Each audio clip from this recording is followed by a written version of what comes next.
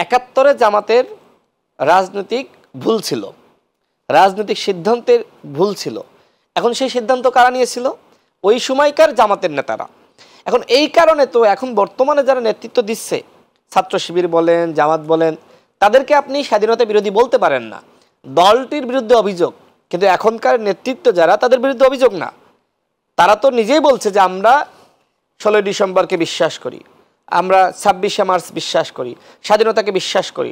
এবং তাদের অনেক নেতার মুখে আমি শুনেছি যে ওই সময় আমাদের রাজনৈতিক নেতৃত্বের ভুল ছিল, এবং এই ভুল স্বীকার তারা অসংখ্যবার করেছে। আমি সেটাই বলছি। আপনার তো আমি একটি ইতিহাস বলতে চেয়েছিলাম, সেটি হলো ৫ আগস্টের আগে, যখন আপনার ৩-৪ দিন আগেই সম্ভবত জামাত ইসলামকে নিষিদ্ধ করা হলো, তখন বিএনপি স্থায়ী কমিটির সদস্য সালাউদ্দিন আহমেদ তিনি আমাকে বললেন, রাশেদ তুমি যেহেতু বাংলাদেশে আছো, দলগুলোর সাথে একটু কথা বলো, তোমাদের সাথে যাদের যোগাযোগ আছে তাদেরকে বলো যে জামাত ইসলামের যে নিবন্ধন না, তাদেরকে নিষিদ্ধ করলো, এই বিষয়ে বিবৃতি দেওয়ার জন্য। তা আমরা সালাউদ্দিন ভাইয়ের সাথে কথা বলে আমরা বিবৃতি দিয়ে দিলাম। আমাদের সভাপতি নুরুল হক নূর তখন জেলে। দেখেন, বিএনপির নেতা তিনি, জামাতের সাথে তার কোনো সম্পর্ক নাই, তারপরেও তিনি বললেন যে সব দলগুলোকে বলো জামাতের পক্ষে বিবৃতি দেওয়ার জন্য। এই যে একমতে সেই সময় আমরা সবাই ছিলাম যে জামাত, যাদের বিরুদ্ধে কিন্তু স্বাধীনতা বিরোধিতার অভিযোগ রয়েছে, তারপরেও কিন্তু মানুষ ওই সময় ওইটা ভাবে নাই, দলগুলো ওইটা ভাবে নাই, এমনকি বিএনপিও ভাবে নাই।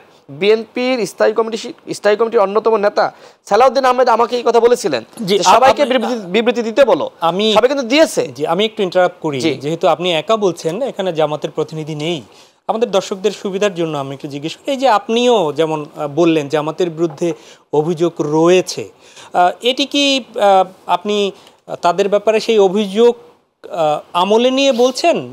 কারণ এই অভিযোগটা মনে করিয়ে দিচ্ছেন, তার মানে তাদেরকে তো একটু খোঁচা দিচ্ছেন যে তারা আসলে এটা আছে।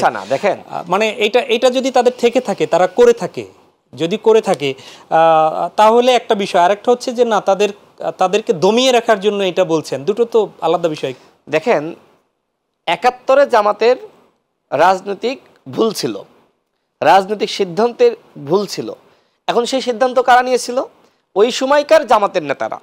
এখন এই কারণে তো এখন বর্তমানে যারা নেতৃত্ব দিচ্ছে, ছাত্র শিবির বলেন, জামাত বলেন, তাদেরকে আপনি স্বাধীনতা বিরোধী বলতে পারেন না। দলটির বিরুদ্ধে অভিযোগ, কিন্তু এখনকার নেতৃত্ব যারা, তাদের বিরুদ্ধে অভিযোগ না।